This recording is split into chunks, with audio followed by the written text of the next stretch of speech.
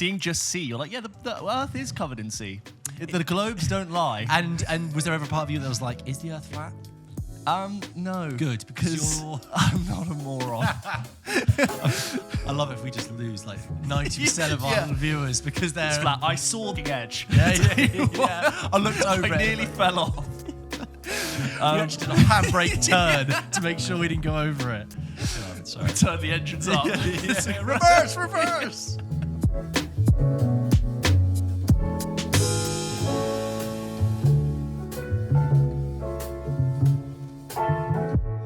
It is really nice to be back.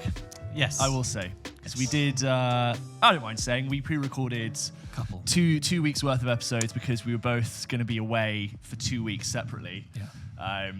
We did Jurassic Park Yes. and we did Top Gun. We rewatched those. Great scenes. Great scenes. Sorry, it was Top Gun, Yeah. great scenes, then Jurassic Yes. Park. But yeah, we did a cheeky little pre-record. Thank you for bearing with us, but we wanted to keep the content mill going. Yeah. May was a busy time and you clearly missed it. Yes. Clearly missed doing Yes. this. I mean, there was that time that, as people will know, Yes. they follow us on TikTok and Instagram, that we couldn't put the show out because you were literally stranded in the middle of the Atlantic. I was filming on a transatlantic cruise Right. for 7 days, Okay. which, don't get me wrong, amazing. Yeah, but sure. one of the weirdest experiences ever. Really? Because, Okay. well, like, everyone there's 100 years old.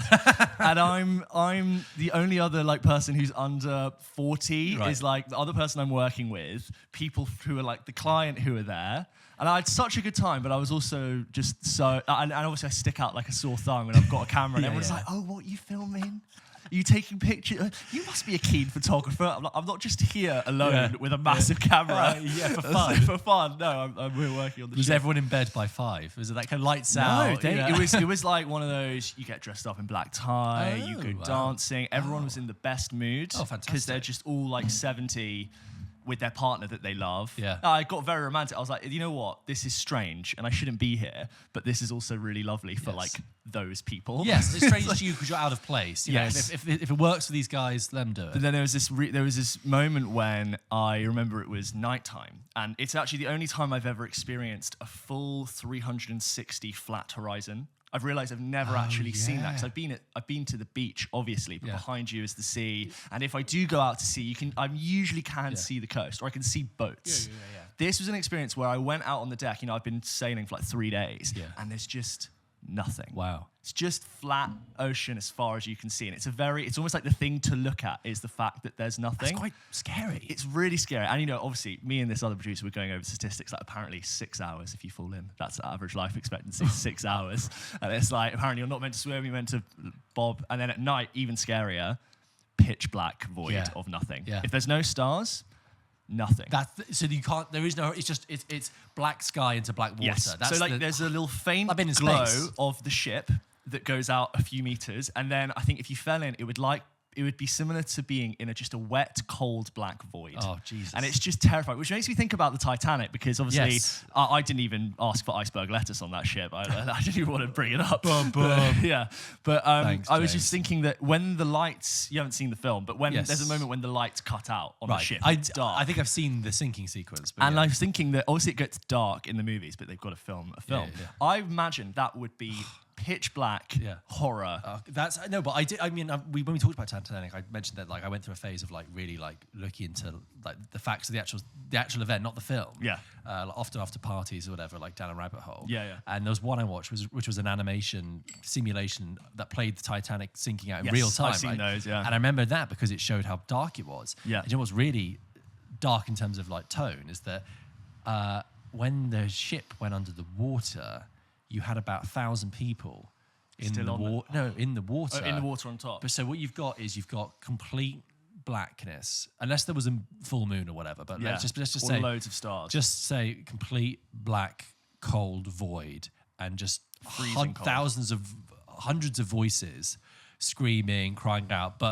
And this is like from an actual primary testimony. Someone was just like, then minute by minute, the voices would grow less and less, quieter Awful. and quieter until almost nothing. And that's really, really horrible. I'm so sorry Welcome to begin to the the show. Good God. But the Wi-Fi, I'm not going to moan. I was at sea. The Wi-Fi was so bad. I voiced note to George. A voice note which took about a minute to send, which I've never really had to do. I was like, George, it's taken me, because I was sending a couple of bits of work back that were just images. Yes. And to send like 40 or 50 megabytes, that's like a photo on that camera. Yeah. That would take an hour. So for us to have a phone call was the first time I've ever experienced like that true like comedy bit of like the delayed thing. So yes, it was a good 3 or 4 second like, delay. Hi, James. Hi. Hi. Hi, George. Yeah, no, I just want to talk about the show. No, and then we're going to get it out. Yeah, and then it's like the show. Yeah, I'm good, thanks. It's not no, gonna happen. I was asking about the show. Yeah, the I show. think about the next show. week would be great. No, I've already asked that. Sorry, what are you asking me? So you were my first phone call I managed to get, because I was like under one of the routers, and I was like, I'm going to give this a go. And it was like, oh my God, a person, hello? Hello, is that you?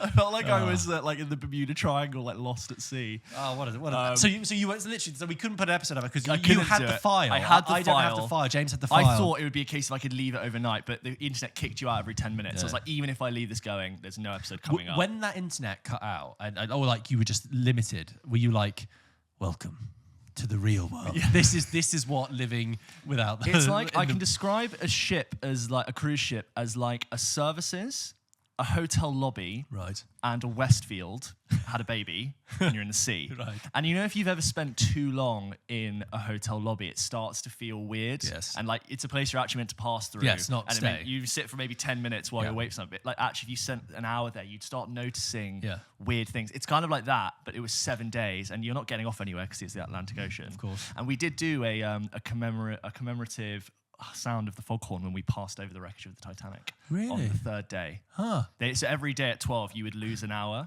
and you'd be like, the captain would be like, it's not 12, it's actually 1 o'clock. So we lose an hour as we go back. You're currently 4,300 meters above the seabed, and the nearest land is like, I don't know, we'd say like the Faroe Islands. It's just somewhere in the middle of nowhere. And yeah, it was weird. And then you realize you're just floating. It might as well be in space. Yeah. It's like that scene in Interstellar where it's like, you know, these people who... The deep sea divers. They don't even know how to swim. They can't even swim. They're over. They're fucking gone. When I look at cruise ships and the sheer size of them, I always feel like they look like skyscrapers that have been put on their side. Yes. They're entire building cities, communities in one sort of self-contained thing. It's like a mega tower from Blade Runner. You've reminded me as well about the sort of the endless black void and the sheer existential threat of there being just so much nothing. Yeah. I had a colleague once who was, he told me that he was flying over Australia, I think from Perth to Sydney. And he might have been a little bit hungover, maybe a little bit of altitude sickness, whatever, but he had a window seat. And he was flying over Australia, and he was looking down at the bush, the sheer, limitless... 98% of Australia. Yeah, limitless expanse of nothingness and desert, and he started to think about it, and he got so overwhelmed that he threw up. Like he was just the possibilities. The existential. It's just like Neo when he discovers what the Matrix is. Exactly, He's gonna pop. So terrible. Breathe, so Neo. nice to have you back. It's great to be back on steady ground, to be on land. Yeah. But yeah, it has been a wild. And seeing just sea, you're like, the Earth is covered in sea. The globes don't lie. And was there ever part of you that was like, is the Earth flat? No. Good, because I'm not a moron. I love it if we just lose like 90% of our viewers because they're... It's flat. I saw the fucking edge. Yeah. I looked over it. I nearly fell off. We actually did a handbrake turn to make sure we didn't go over it. God, sorry. We turned the engines up. Reverse! You also went away. Yeah, I actually... I tried back, to go away. Jesus. So I got back last night, and I can just feel myself draining of energy as I talk to you right now. If anyone's seen the news, you've seen the disaster that's been all the airports understaffed. It's been queues. So I mean, this actually happened technically before like the big wave of big things happened. So obviously, I went on away. I went on holiday. I had a nice time. I went to Malta. It was great. And I want to caveat this experience by saying that there are many more things wrong in the world than some British bloke not being able to go on holiday. Absolutely. I just want to say that. And obviously, also, I did, manage to go away. And there are many people who have had travel disruption over this period who have not been able to go away. 100%. But anyway, but yes, I was talking to you because you returned and then I left immediately. We had no crossover point.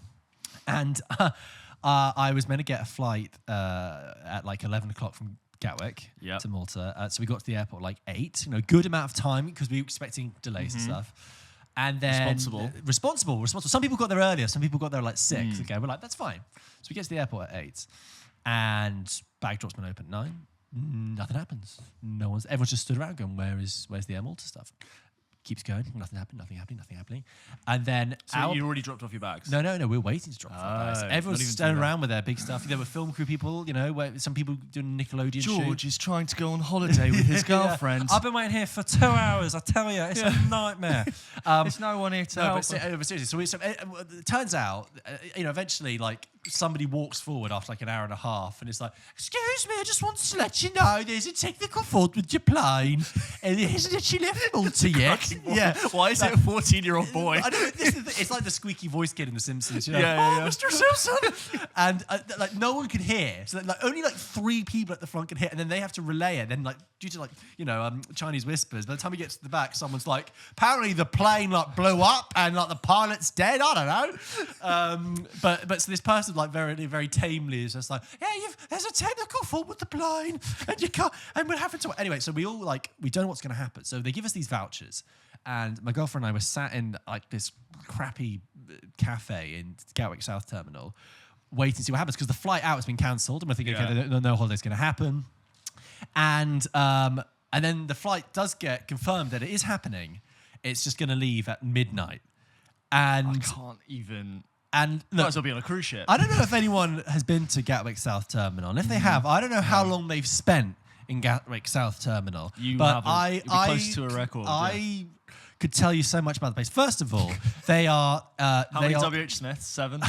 They are redoing the roof. So you look up, you've just got this scaffolding above you, right? And it's a completely devoid of natural light. Okay, it's all just strobe. So And there's one corner of the terminal where there is some windows. Okay, right by arrivals. Okay, and but what's so depressing is that they've put these intermittent screens, like digital screens up that show a clear blue sky. No, none of that. I know. I can try. I might give you a picture. Maybe we can put it in this. It is so depressing. You look up that you're in this grey, airless, lightless box, and there's just this blue sky above you, like mocking you, like this simulation. It just makes you feel so unnatural. It's like something out of that film, The Island, with you and McGregor. Like if you're getting chosen, you're going to the island. You all start wearing the same clothes. So like obviously after a couple of hours, this you're breathing in like recycled air.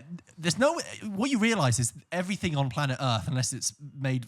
Let me say that again. Everything, unless it's a cushion, is a hard surface. So there's concrete floors, there's big pillars, and after a while, you're just standing. You're just becoming way too aware of everything and how it works. You're staring at your phone for a bit. You're trying to do. I bet people are fighting for plug sockets as well. People are like trying to creak their back out. Luckily, everyone was very nice, and no one seemed to lose their. Everyone was okay, but there was obviously the prospect that then we were going to be there for hours, and we couldn't leave. They're like, "You're checking in your bags now." So they open check-in. And then they were like, it's going to take...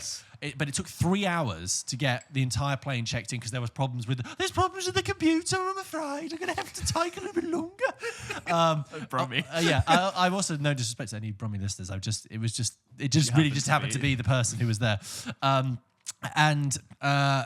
So luckily there was a yotel, those like cool box modular hotels attached to Gatwick Airport. We managed to like grab some like hours in there, and it was like just being able to lie down, B, on a soft surface, C, in a dark room, like we had no sensory overload. Awful. Because that's the thing about... I remember you texting me, be like, I'm not going to leave till midnight. And I remember like, holy shit, that's awful. And then like periodically throughout the day, I was like, George is still there. Yeah. He's all this time that I've been living my life. Yeah. George is actually still in Gatwick Airport. Yeah. Surrounded just by a constant buzz, noise, droning light. I was getting a headache from the lights. Jesus. Again, like, obviously I did go on a holiday, so like, Yeah, but you're there are much fine. bigger things. Anyway, but and then like eventually, I mean, have you sat in Gatwick Airport as it empties of people at like 10 o'clock at night, and there are like 2 flights left, and by this point the only people left are me and the rest of the flight who you recognise. Yeah. And then you have to go to the gate. When the gate got announced, everyone was like, hey! And then you go to the gate, and obviously there are people there with kids, you know, and I really felt sorry for them because they're really struggling. I feel bad complaining about travelling to people that actually have young children. I can't even totally. And then walking to the gate, which is like a mile away, 2 miles away, whatever, in Gatwick, and you walk down these like empty gates, and it's just this long corridor, and you almost feel like, is this purgatory? Yeah. And then you arrive at the gate, and you get in there, and it's just full of people. We're sat waiting, and then like the flight arrives, but then the guy comes on the town, is like, ladies and gentlemen, there's a problem with the fueling of the plane. You never catch every word. Problem fueling. Basically, there was no. They couldn't fuel the plane, and I genuinely thought it was just going to get cancelled, even when we got on the plane. Wow. And then it was only when we're in the air I thought, they can't cancel us in the air, can they? I love it when people address large crowds of disgruntled people with not enough information, because you announced you got reminded me of the time I was in South Africa, and I was flying home from Johannesburg, but I flew from Cape Town. I had to get a connecting flight Johannesburg to home, and in my connecting flight I needed to pick up my bag and recheck my bag. So I get off my flight and no bags, everyone's waiting around, everyone's got another flight to catch in an hour and a half, and you need your bag to go recheck it in, all of that, and everyone's waiting, no bags. And Johannesburg Airport is pretty hectic. It's like not very organized. There's a lot of people standing around, but no one seems to know what's going on. And this person, after people have been standing for like 25 minutes, like 3 bags had come. And like, that was it. Everyone's standing around like, do you know where the bags are? I don't know. I've got to catch my flight. Are you on that flight? Yeah, I'm on that flight. And someone just stands, so one of the people who works the airline comes up, and she just doesn't say enough information. She goes, ladies and gentlemen, I'm very sorry, but your bags are not here. And it's like, and everyone just went, well, what do you mean they're not here? It was like, you didn't give enough information. We knew that. We knew just confirmed the worst. Now we're all flipping to like, I don't have my bag to go home. Yeah. It's like in the School of Rock when she's like, excuse me, ladies and gentlemen, your children are missing. It's like, what do I do with that? We did eventually get the bags, but it was like they threw them in a corner and you just had to find it, of vibe, and then run to go. And I got 2 free bags that day. I just took what I could. Yeah. Anyway, so we landed at like 5, because it was an out time difference. Landed about 5 o'clock in the morning, Malta time, and then luckily I was really dreading. I was really dreading that the sun would come up, and that would really depress me, because then my body would go, oh, time to wake up, and I'd be like, no. So I was a zombie for a whole day. There's a picture of me by the pool the next day. Relatively speaking. Yeah, relatively speaking. Yeah, with the burger, and like, I even through my sunglasses, you could see my eyes. just sagging down. Blah, blah. And then on the flight back last night, it was delayed, and luckily we made it. But someone on the plane told us that their flight out, they all turned up for this flight, and the airline was like, yeah, the flight's going, but it's a smaller aircraft, so everyone with seats numbers, this number to this number, you can't. There are no seats on this plane. You cannot fly. And that included like a family of 5 who were going on holiday, and they were like, you can fly on the 6th of June. They were like, it's half term. It's the June. Like, what do you talk? So terrible. I mean, so there's some real issues out there at the moment. But I had a very nice holiday in the meantime. But I know I haven't seen you, so I just want I know. We've had this sort of we can't talk outside of this strange traveling existence that's brought us back to Earth now, but I had a nice time there. Yeah, Malta's lovely, very nice, lovely people. Yeah. Like no interest in like your actual holiday, which I'm sure was fine. Yeah, tell me about the horrible bits. Yeah. But did you not notice that? It's such a British thing to whine about the travel. Yeah. Oh, you won't believe getting back from the airport. And I wouldn't normally dwell on it, but I just thought it'd be funny because I was texting you throughout the day, being like, I'm still here, and it was like 8 o'clock in the evening. So by this point, I'd been at the airport for 12 hours, and you were like, "Are you still there?" I was like, "Yes," and I have 3 hours till my flight. Oh my god, 4 hours. Sirens on our end. Yeah, that's fine. Anyway.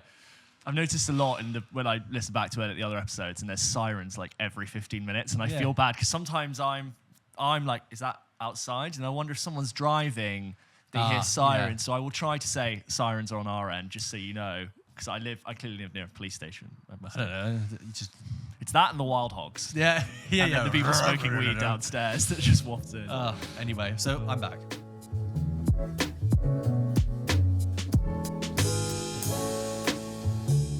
So, George, one of the things I was absolutely gutted to miss while I was away was that we got invited to go to the premiere of Top Gun Maverick, which is so cool for us just to be invited to that. And you went. You managed to go. Yeah, you weren't there, and it was very sad. The royal premiere of Top Gun Maverick. So we'll talk about the film in a bit because you've had a chance to see it. I've seen it. Yep. But yeah, we had this. We're very lucky to be invited to go. I mean, when I say invited, like properly, like someone handed me a black envelope which had Pulp Kitchen podcast written on.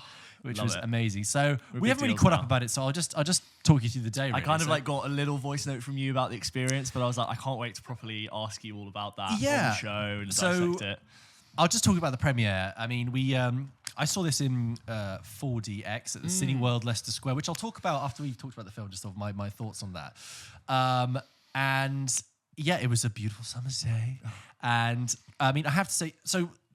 The way they'd set out Leicester Square for this Raw premiere, it was big. When they do Raw premieres, it's sort of synchronized across the different cinemas in Leicester Square. So it wasn't just at the Cineworld; it was also at the View and at the Odeon. You know, which kind of makes sense because they're all there, right? Exactly, and different guests go into different screens and all that kind of stuff, right? And many years ago, I used to work in, did some work on film premieres, and I was in meetings where people would talk about the design of how they're going to, the crowd's going to enter, people are going to enter here, then we're going to flow over here, we're going to create a little bridge there. So the sort of architecture and design of the red carpet was really interesting because you kind of went through one space and you're alongside where the stars are. I immediately walked in, Miles Teller was immediately there. Wow. Tall. Is what I noticed. Yeah, wow, I mean, I'm 6'4". Yeah, and he looks maybe taller, maybe your height, which I was really intrigued about. So I saw him. He doesn't look tall. He doesn't. That thing he doesn't. But he was like. I mean, especially acting across Tom Cruise, see him. Who's small. But he famously, I've seen pictures of Tom Cruise acting on a box. Yes. But anyway. Anyway, so you kind of go through and they've set up all these panels, the electric panels with the film marketing on, and they've got a stage where there's cast being interviewed. I think it was Alex Zane. Is it Alex Zane? Yes, yeah, he's still good. Yeah. Is it with Sky? Because I used to watch Alex Zane interview people in like 2010 for Sky Movies. Balls of Steel. No. He would do things like, he would just ask people like their favorite movies and things like that. It was when I was kind of getting into film. Anyway, so I was like, he's still here. Yeah. And they were playing the Top Gun theme like so much, but the new version, so the Top Gun 86 is like that's not it at all. But I can't off the top of my head. I can't remember but it's the slowed down more dun dun dun dun. Yeah. Dun, and you kind of go around this sort of curve, and then you have this huge jet. This huge, like I think probably an F-14. No, I think it was an F-14. Okay. I don't think there are like many. I know. Just see the film. I don't know. I know what jet it's an F number jet. Those are F-16 fighter And you've got the press pit, which is just full of cameras. Yeah. And Tom Cruise, I see Tom Cruise right there. Too much of a distance to judge whether he is short or not, but he was there giving a very sort of right. Okay. He was there. Great. There goes our ever potential interview with Tom Cruise. Gone now. We're never going to get a chance to speak to him. Like that was in the bag. But Tom, please. And he was there giving his speech. It was wonderful. And James, I mean, I hope this isn't too indulgent for our fans, but I think I should just tell you that like we got recognised. Someone came up to me and said, "Hey, is this you?" He had the TikTok page up. What was his name? And this guy, Dave, who's one of our listeners. Hi, Dave. Dave. Thanks for coming up and saying hello. Because I was there on my own, because James was in the middle of the Atlantic Ocean.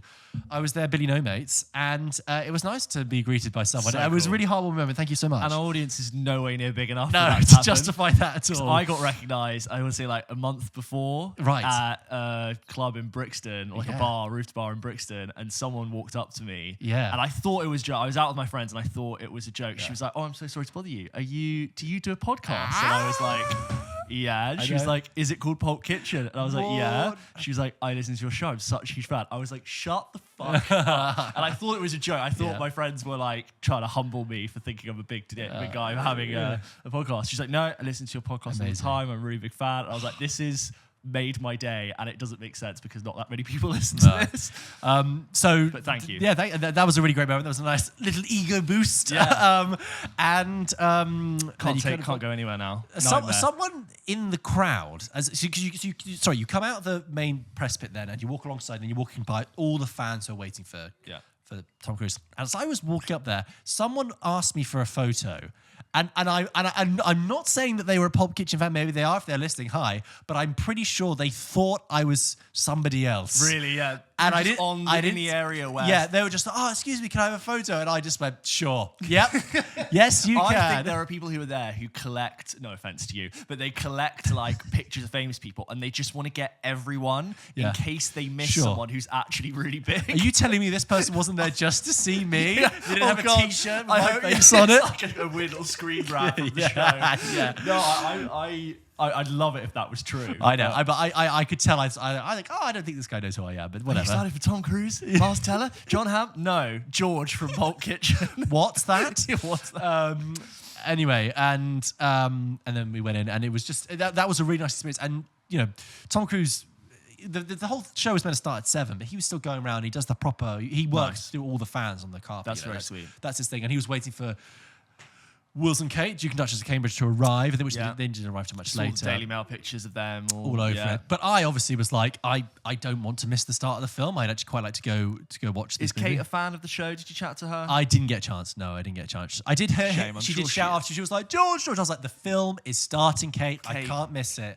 Kate. And then I went in and watched it, and which is great. We'll talk about the film in a bit. But on the whole, a really great experience. Thank you to Cineworld, because we were seeing it at their cinema. So great experience, very fun. Sad you can't be there. I know, I'm gutted to miss it. But you can go on TikTok and Instagram and see the video that George made of all of that. Maybe I'll put up the video while it's on. Sure, maybe, whatever. If I don't, go and check out. You can see George's video that he made on the red carpet. You can see some of the famous people, his experience with 40X. Go check it out. Yeah, I got some little snippets of Miles and Tom, as they're called, on the carpet. So that was great. It was a shame we weren't there, but it did give me a kind of a heightened experience of the film because I was just in such like a good mood to watch it. So I guess we should probably just talk about the film now. Let's do it. So George, you did go to the premiere and you managed to go see Top Gun Maverick. If for some reason you didn't know and you've not been listening to this podcast and you just skipped to this bit, Top Gun Maverick has just been out. It's enjoying a lot of success. It is the sequel to the film that came out in 1986. 36 years later. 36 years later. It is set 36 years later. Well, I mean, obviously it was filmed in like 2018, 19 to come out in 2020. It's been a while in the oven. But then obviously because of the pandemic, so it's coming out 2 and a bit years late. Yep. And George and I, a couple of weeks ago, did a deep dive into the original Top Gun. We were sort of pretty excited for Top Gun Maverick. We were like, we both hadn't seen Top Gun. And if you want to go check out everything to do with Top Gun and where this series has come from, please go and check out when we watch Top Gun for the first time. Or if you haven't seen Top Gun in a while, you want a refresher, just and I think you could, if you haven't seen it, you could still probably get a really good sense of what Top Gun's about from watching that. But Top Gun, if you didn't know, is a film that stars Tom Cruise, and it is about these Navy fighter pilots.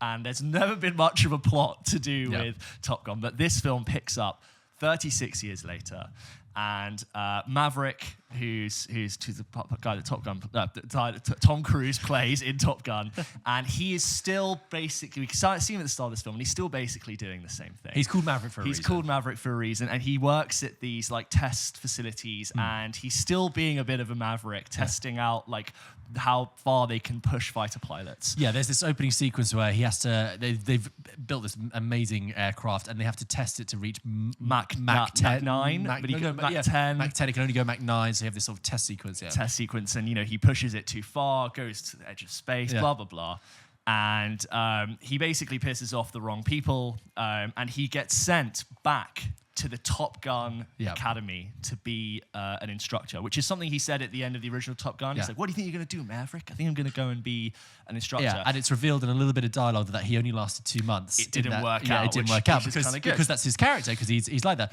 So yeah, he finds himself back at Top Gun in an instructing capacity. And in typical Top Gun fashion, there is a reason why he needs to come back, because there is a very specific mission that needs to be delivered, and the only person who would be good enough to deliver and execute this mission is Maverick, and he's been given. So may I just say this point? So the mission is to destroy a uranium enrichment facility. Very non-specific. In a country we don't know where, against an enemy we don't know who. A bit like the original Top Gun. It's kind of implied communist. Yeah, but like there's it's no just them. You don't even see the skin color, ethnicity, like to even try and place there's no where symbols it would be. either on anything. No symbols, no flags. It's and they're really good at establishing the threat that needs to happen. And he's got this hot, fresh crew of young fighter pilots who are such a mirror of Tom Cruise when what he was like 30 years ago. And very controversially, one of them, played by Miles Teller, is the son of Goose, who is the pilot that Tom Cruise flew with in the first movie, who died because of recklessness and basically not being careful enough. And on Maverick's part, even though he was cleared of it, it was clear that he was being reckless and it caused Goose's death. And you've got John Hamm, who plays this like military stiff, who's super anti the fact that Maverick is part of this, and they have literally got 2 weeks to get these pilots to do this maneuver, which is impossible. They need to fly incredible speeds through a canyon. It's very New Hope. Yeah. They always have to. It is a New Hope. They need to fire a missile into a tiny little it is a little bunker. bit. Yeah, I've only just thought that. And basically, what they have to do is they have to fly really fast, in a canyon run, achieve this like incredible amount of G-force up over this mountain, very accurately plant a bomb, and do that without passing out. Yeah. And they're testing it and failing, and the film basically goes on from there. I think also it's just worth saying, for context, about it was filmed on IMAX cameras, wasn't it? Yes, this was shot on it was shot on ARRI large format, which is it's an IMAX partnership, but it was it's a fantastic IMAX presentation. I'd say it's the best non-Nolan IMAX presentation I've seen. Right, okay. Because you went and saw it at the IMAX. I did see it in IMAX. I'm so glad I did. At my behest, may I just say, because I'd seen it first, and I said you really have to go see it at the IMAX. I'm so a fantastic big screen presentation. I think also just a bit of context as well. There's scenes between Tom Cruise and another character played by Jennifer Connelly, who sort of represents maybe a potential future. Because whereas Miles Teller and stuff with Goose is about his past, Jennifer Connelly represents a future. She's like this sort of sassy bartender who, bit of a thin character, to be honest. Slightly thin. We're going to get into which we will thought kind of of roots. So she's there running this bar, and sort of Tom Cruise sort of reconnects with her, and also behind the scenes, above him, high up in the Navy, is Iceman Val Kilmer from the first film, who is now General Kazansky, a decorated, prestigious general who is doing a lot of favors for Maverick in sort of keeping him in line with the Navy, whereas other people, including Ed Harris at the beginning, who would. And I just want to say, I know that Top Gun, like especially you think about the first one, the plot isn't one of the things you can really spoil. But I think with the sequel there is some stuff I don't want to reveal. But I think the way we're going to do this review, we're going to talk spoiler free for a while, and then I'll give you a really good warning, and then from then we're going to talk spoilers. Yes. So if you have seen it, great, enjoy 2 parts. But I think me and George both want to talk about some specific plot elements. If you haven't seen it, by all means watch. I'll give you a really good warning. I'll flash up on screen. Come back when you've seen the film, because I think there is some things that you might actually not want spoiled. But it stars Tom Cruise, Val Kilmer, Miles Teller, Jennifer Connelly, Glenn Powell, Monica Barbaro, Ed Harris, John Hamm. That's all actually, just on a side thing, it also features Manny Jacinto, who was in The Good Place, the TV show, was one of the main characters in that, and is an actor in his own right. It turns up in other things. And I remember he was cast in the Top Gun thing. He has not a single line, and honestly, he's in about 3 shots. Right. There were times I was like, Manny Jacinto, is he not in this film at all? He's basically an extra, and really? I couldn't believe it. And do you know what? The same thing happened. Extra. It's just really weird for someone who's actually like a billable talent. Yeah. And the same thing happened in another film called Bad Times at the El Royale, which also had John Hamm and also had Lewis Pullman. And I was like, there are 2 films with John Hamm and Lewis Pullman in which Manny Jacinto says nothing. Anyway, I digress. But George, you were lucky enough to actually get to go to the premiere. What did you think of Top Gun Maverick? I think Top Gun Maverick is a really solid piece of work. I think that it's a film made for and made by its flight sequences. Mm-hmm. And like when this film flies, it really flies. Okay, like a bit like the original Top Gun in '86, you have 2 films. There's the film on the ground and there's the film in the air. Yeah. And in this film, the action on the ground is fine, solid, not as weak or distracting as it was in the original. Like perfectly serviceable stuff on the ground. The stuff for Jennifer Connelly is fine, a bit cheesy, a bit distracting. Yeah. But then there are scenes with Val Kilmer. There's like an extended. There's one scene with Val Kilmer that's not really a spoiler. I think that's just sort of been talked about. I won't talk about what happens, but it's like an extended cameo, and that's really heartfelt. So that could very easily have got that wrong. Yes, and I yeah. thought it was just the right Yeah. amount. Because when he was in it, I was like, are we really going to? Yeah. Because Val Kilmer obviously suffers with a lot of health issues. Yeah, and I feel the way they dealt with that was really well. And that, you know, it does say at the beginning of the credits, you know, starring and Val Kilmer. But when it's in the air, it's, you know, something else. The tactility and the way that those sequences are shot, it No, completely you've not pays seen off. anything like you it. know, Tom Cruise and the production have talked a lot about how these things were shot for real, and you know they were pioneering something. They'd said, oh, in American Made, which is another Tom Cruise film, and Fallout, they'd pioneered this new way of shooting aerial sequences, right? And they have done that in Top Gun. You know, the camera's in the cockpit, and in a way that just Like large delivers format as well, Yeah, and it just it delivers. And there was moments when watching these flight sequences that I was like, I was like, this is almost what film was made for, and this was made for film. There is something about Putting the something motion, on screen you could putting never something imagine. huge and like rationalizing it on screen in a way that is just not just metal-headed and petrol-headed. It's like almost balletic and elegant. There's something elegant about the way these flight sequences are done. It's just... And like for people that we don't care about planes. Yeah, I don't care about planes. I don't romanticize. I don't care about the military either. Like Paraphernalia, flying, yeah. but all of a sudden I'm like, wow, Yeah. I am so into what they're talking about with planes and the G-force and how they move and how like. And it's just There are so many incredible. elements of like... You felt like every time they sped up, you were like Yes. being pulled back with the G-force. Yes, I mean I did because I saw it in 40X. Yes, I'll tell you about that in a Thrown bit. across the room. You know, the mechanics of like cinema are in there about making you, as you say, feel like you're moving with them and spinning with them. I mean, I had a blast. It was great fun. What did you think? I thought it was fantastic. Oh, yeah, good. And I think it's so much better than it has any right to be in 2022. And I think it's interesting to talk about how, you know, there's the ground movie and the plane movie. I think this film was two halves for me. There's the first half, and I was like, this is great. This is so much better than I thought it was going to be. Even though I'd heard good things, I was like, this is actually... for some reason, it manages to honor everything that Top Gun 86 was. Yes. At the same time as not... Yes. It is cheesy, but it not being so cheesy where it's just weird. Yeah. But it feels modern and relevant. It's not a pastiche. Not a pastiche at all. And then in the second half, the film really kicks in. Yeah. And I that was when I was like, no, this is special. Yeah. And I think this is actually a fantastic Yeah. movie. And the whole second half, which is basically them...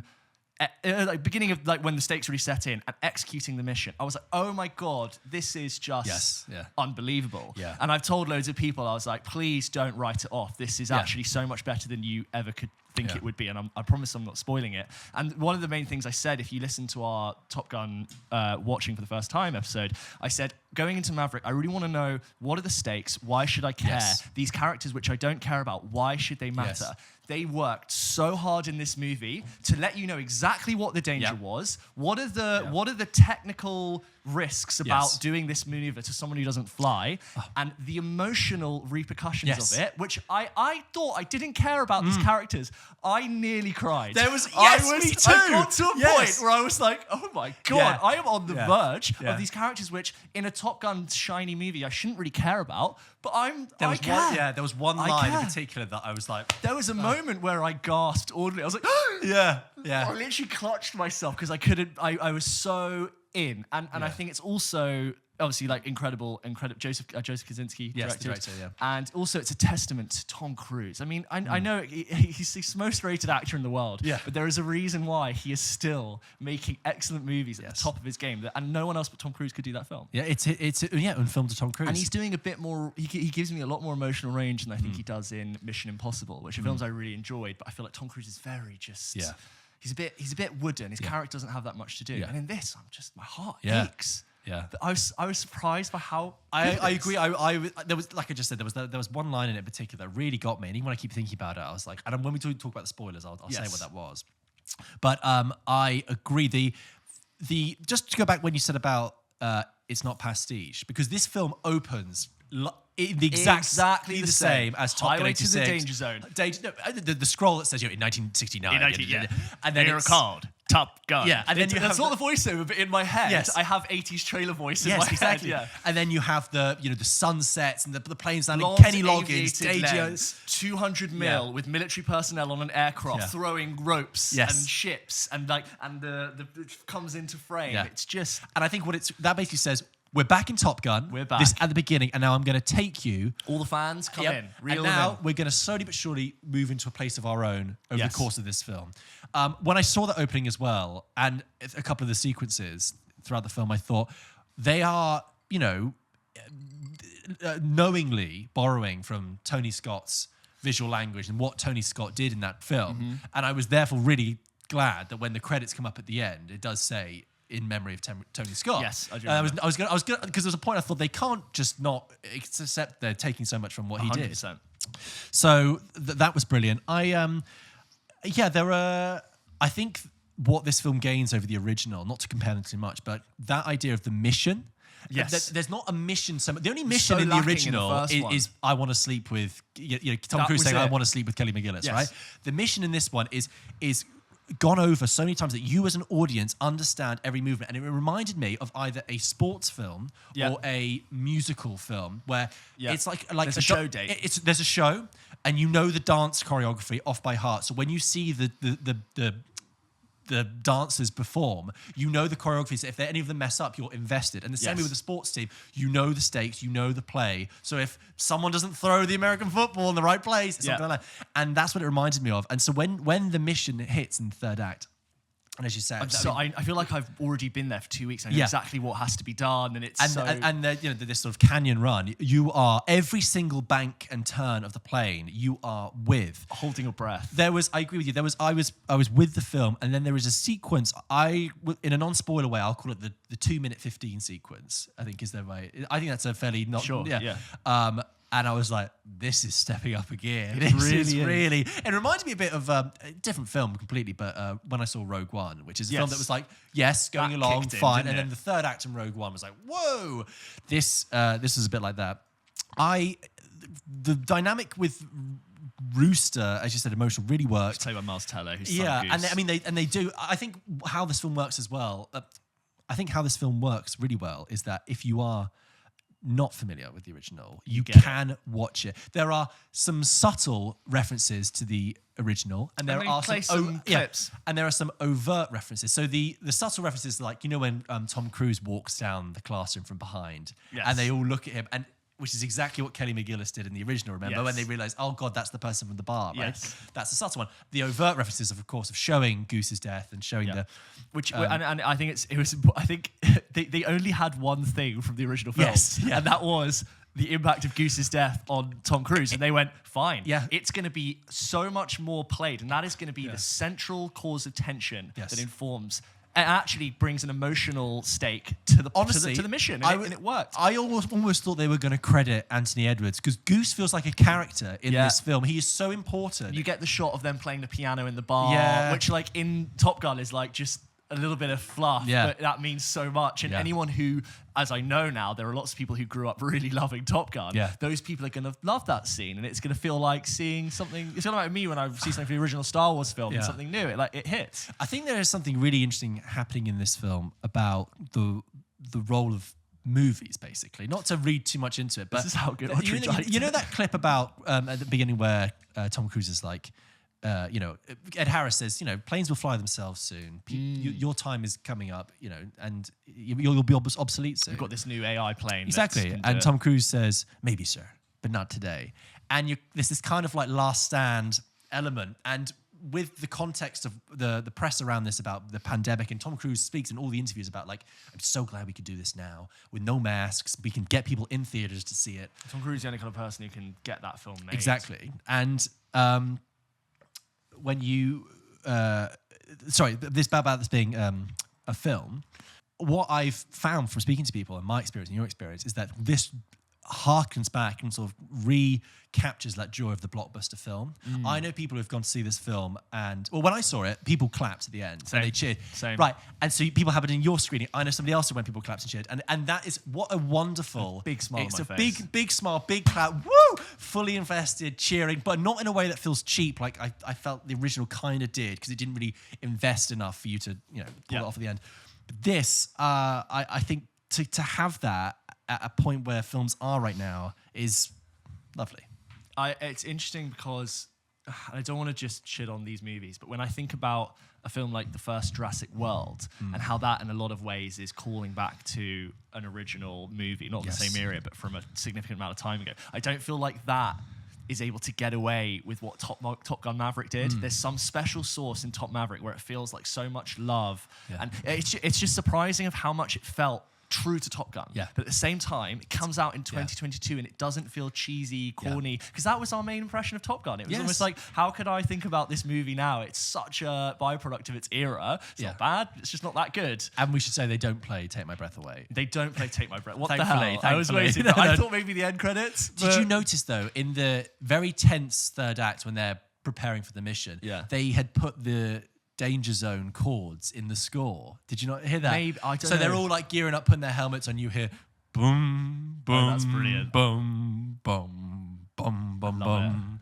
And I was like, I do remember. That's working for me.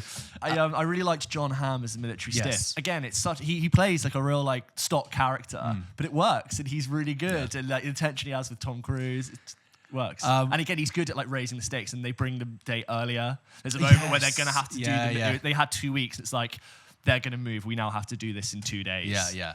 And you get beach volleyball, beach football. Yes, there's a whole. this is the They weren't like, we're not going to do it. They're like, yeah, we're doing it. Yeah. Everyone get oiled up at sundown on the beach, throwing the football. Everyone's ripped. Can we talk spoilers? Okay, now? I feel like we're let's getting to do that it. point. We are now, if you haven't seen the film, this is your spoiler warning. We are going to go into spoilers for Top Gun Maverick. Please go and see it and feel free to come back. Yeah.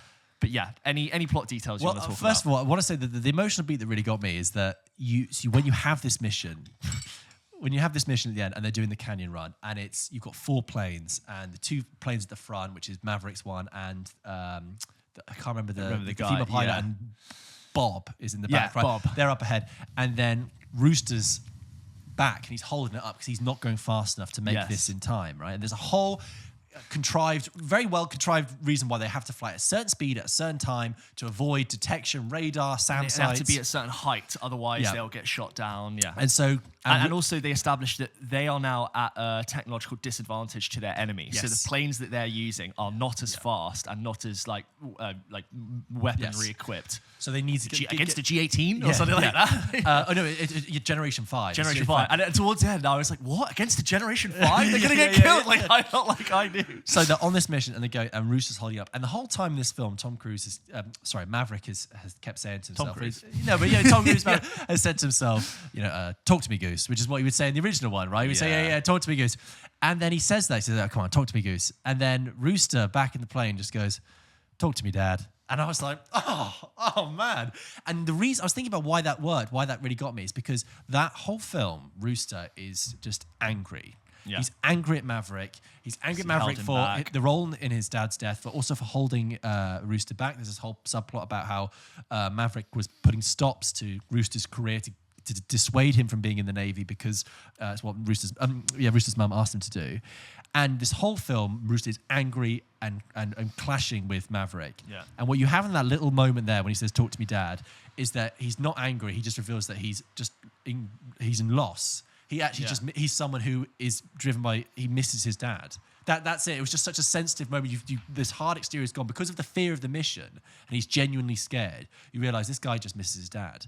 And then what happens subsequently between Maverick and Rooster in the third act is when they complete the mission, but their planes have crashed and they've come out and they land in the snow. And there's a moment where you think Maverick's dead, and I was like, oh my god, because that film would have worked if Maverick had died. They'd set it up so well for him Maverick to make the ultimate sacrifice. Maverick basically understands that someone's not coming back. John Hamm says, that's just the mission. That's what just the happens. mission. He's on the runway and he says, "If I don't come back, it was really great knowing you." Yes, that kind of thing. and the huge smile on my face when I realised they were both alive, and they meet each other like in the middle of communist no man's land, and he's like, "What are you doing? I told you to think," and he's like, "You told me not to think." He says, "What were you thinking? What were you thinking?" He's like, "You told me not to think," and then you realise that you've got this now. These people who have pretty much made up and are on the same team are stuck, and they have to go behind enemy lines to steal a plane. Yes. And when they're like walking through the military, it's like just walk, not run. No, not run yet. So people are running now. Okay, now we're running now.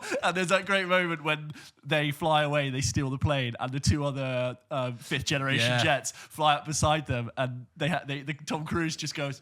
Yeah, does the hand signals. Like, calms down. Oh, he's like, what does that mean? It's not good. It's not good. We gotta go.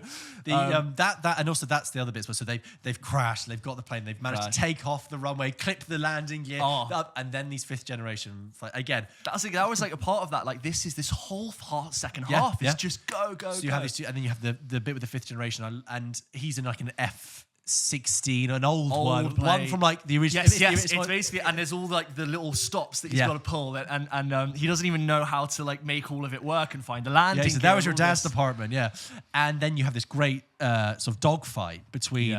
So they managed to shoot down one of the planes. And then it's brilliant. And then they have this dogfight between them and this one aircraft and the fifth generation one. They're going through the canyon run, and then there's that move that I'm calling it a G5, I guess, whatever. Just does that turn in the air, and they're like, and it's basically like cheating because it's able to sort of withhold the G-force power to go through.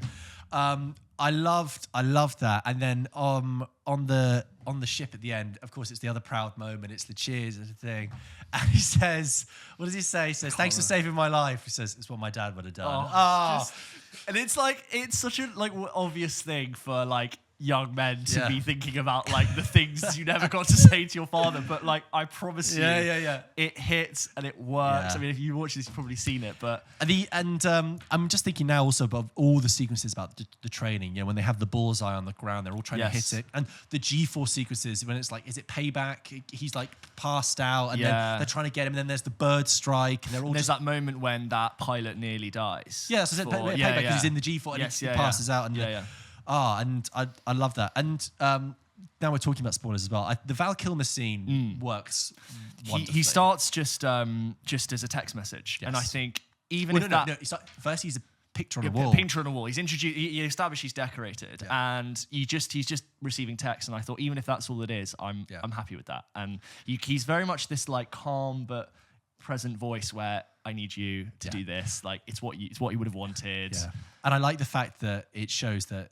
Obviously, Maverick and Ice became friends. Yes. But the idea that they went from being rivals to friends legitimately, I mean, that makes sense. Yes. But that Ice is still kind of looking out for him. Because remember, like, Ice Man was the best pilot. He was the most decorated. He won the best pilot. He was just that Maverick shot down a couple of things. Yeah. Anyway, and, there's just this really nice scene, which when I said before, it could very easily have not felt right. And I think I did, curl my toes ever so slightly when I knew he was going to be in it.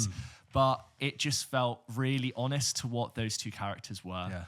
I thought like the performances were both really good, and there was just enough held back in what they said to make it really work. And then obviously he does you could tell he was going to die in the film, but when he does eventually die, what he is left with what Val Kilmer says to him becomes so much more poignant. So they have this scene where he goes to visit him, and the idea is, and you learn through dialogue with the wife, his wife, Val Kilmer's wife, that he's terminally ill, and they have this scene in the study where where he types because he struggles to speak.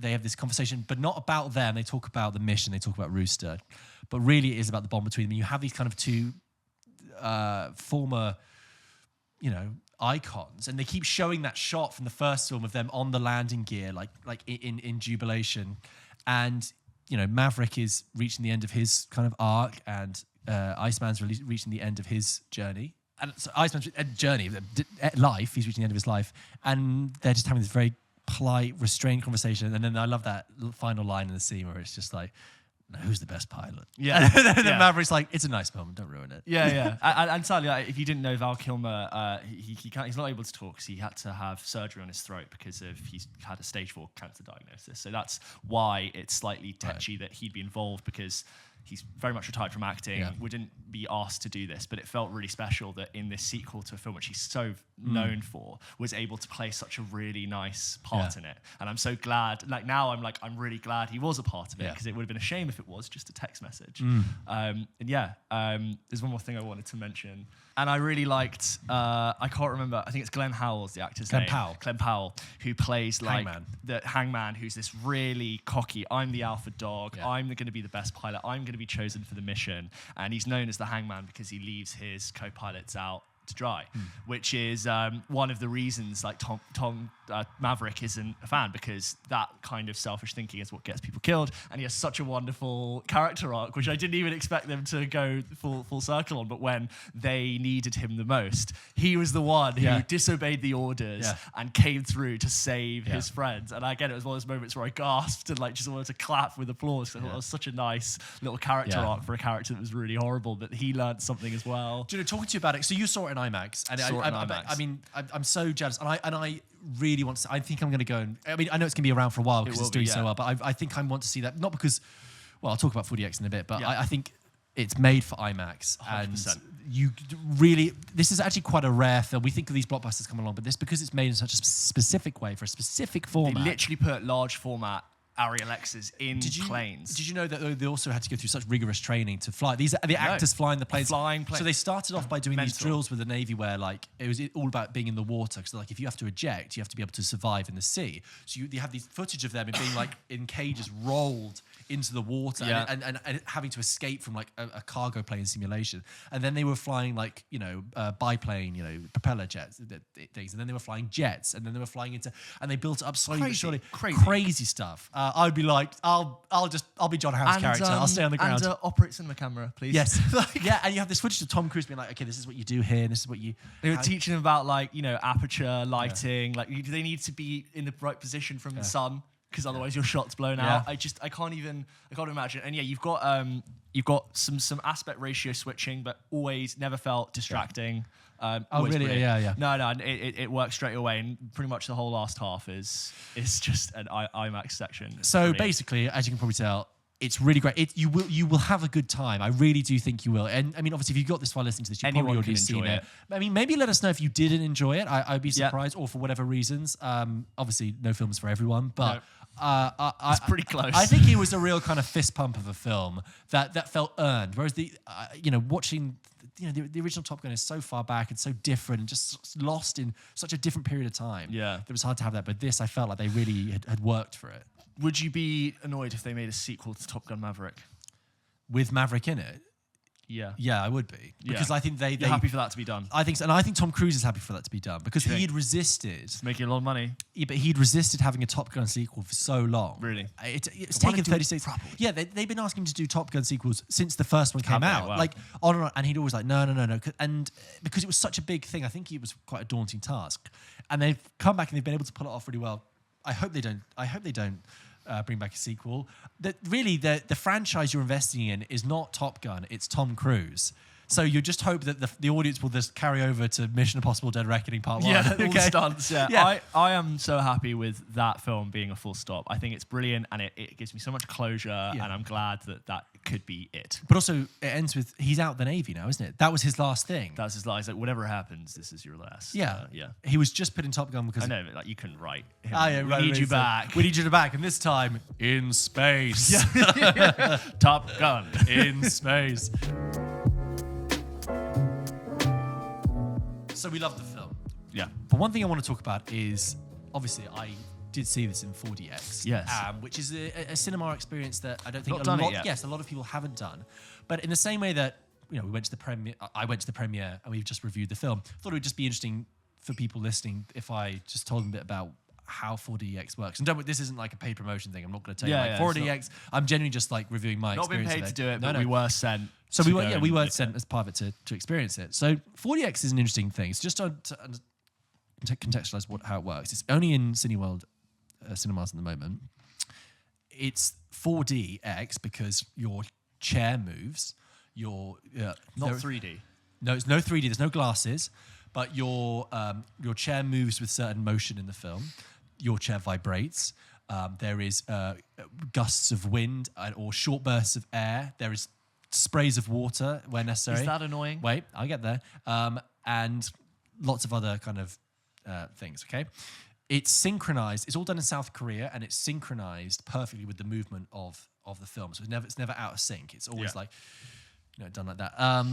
And before I did this, I was not really. I wasn't thrilled at the idea of 4DX. I didn't think I needed it. And I was speaking to you, and you've been quite skeptical. It's about never the idea. been what I really wanted. I thought I'd rather pay for a premium viewing experience and let the seat just be still. Right. Something about water or wind kind of does. I think that would take me out. But then again, I haven't this is the done thing. it. Everyone, when we were in the room, everyone was talking about this is interesting. But could this work for 2 hours long? Or Yes, or the fatigue of it. Yeah. What I'll say is this: when we watched the film, they first showed some trailers, Jurassic World, the new one coming up, and the 4DX experience for that was pretty unassuming. Oh, so in like the trailers. Yes, they'd seen wow. so like a Jurassic, the T-Rex stomps, your chair moves a bit. And it's like okay, okay, that's fine. But I wasn't really that thrilled. I thought it was just They just turned it up when the film started. whatever. But I would be lying if I didn't say that with Top Gun Maverick, it wasn't. Sorry, let me do that again.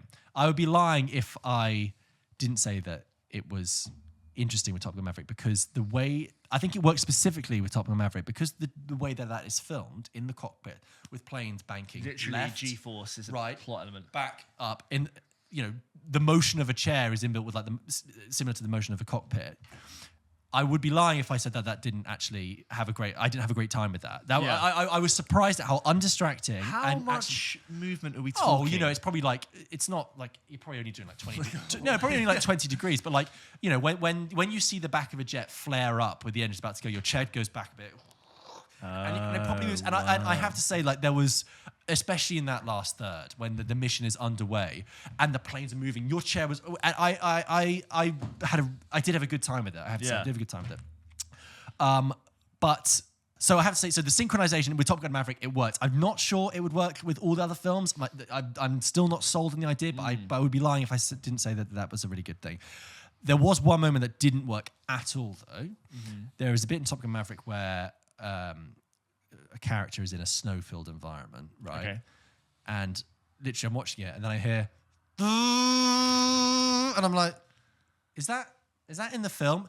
And then these snow blowers at the side of the screen blow this fake snow, and everyone in the whole auditorium burst out laughing. It was ridiculous. That is a step too far. I know, and I was like, "This is like a school panto. This is silly. It's just silly." The chair moving is one thing. I think almost just the chair moving. Chair moving is enough, and then fine. rumble. I think is cool. Chair and rumble's fine, but I turned the water off on my seat. I did do that. Yeah, good. thank goodness. But the snow thing, I thought that is just really silly, and makes the whole thing seem like a cheap gimmick, which is what going into it. Theme I think park ride, yeah, exactly. Those at fun fairs, it's the cabin. Yes. Like that is probably the most I'd want. So look, 4DX. I think I'd always rather choose IMAX probably. Like the fact that you've seen it in Top Gun in IMAX, I'll go and do that. But I on this particular occasion, I did kind of have a good time, except for that one snowy moment. So I don't know if anyone out there has seen 4DX and wants to let us know if it's probably the only film I could conceive of seeing Yes. in maybe Star Wars, if there's lots of X-wing scenes or like cool sound stuff to do with lightsabers. But other than that, I can't say I'm like. Otherwise, it's going to be like Jurassic World, and the car will spin around a corner really quickly, and your chair will go. Ooh. So yeah. Okay. But it also it wasn't as distracting as I thought. Anyway, Fine. 4DX. It's there if There you you go. fancy it. Top Gun Maverick. Go see it.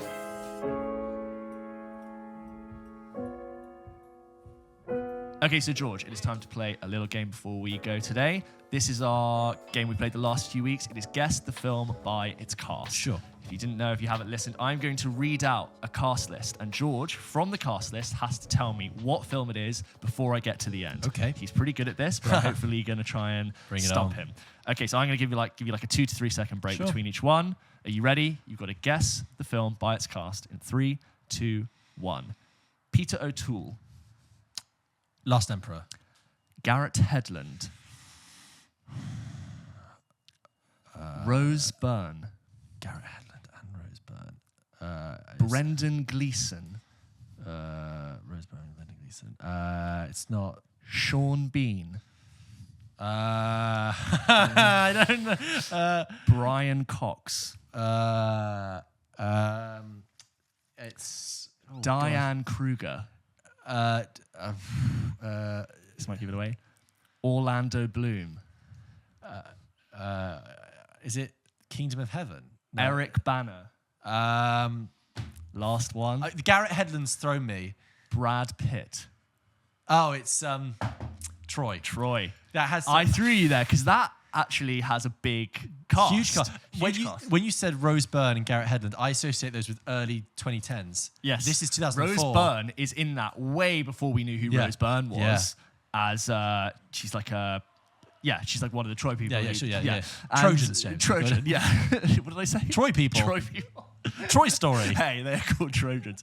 That has got a really mixed cast. I thought I'd throw you because you've got Peter O'Toole. You've got like Brendan Gleeson, Brian Cox on the one side. You've got your Orlando Bloom, Eric Banner, who've all just done a mixture of films. You can almost give him as an underrated actor, Eric Banner. You could. Eric Banner, I feel like he's kind of stepped away, but yeah, good. So that was Troy. Did you get it? Second film. Paul Bettany. Okay. Tandy Newton. Crash. Erin Kellyman. Mission Impossible 2. I don't know who Erin Kellyman. Woody Harrelson. Phoebe Waller-Bridge. Oh, that is Solo, a Star Wars story. Yes. Oh, that is tough. The rest of the ones you could have had for that were Donald Glover, Emilia Clarke, Alden Ehrenreich. Right. Again, sure. Mixed cast. Yeah. It's not the most popular Star Wars that film, is good though. That's because very... like Paul Bettany, Tandy Newton. Yeah. I'm telling you the difficulty because Yeah, you got last week. George got a couple on the first go, so I'm just humbling him. But yeah, Solo Star Wars story. Well done. Last film. Film number 3. Guess the film by its cast. Are you ready? Mackenzie Davis. Terminator Salvation. Dave Bautista.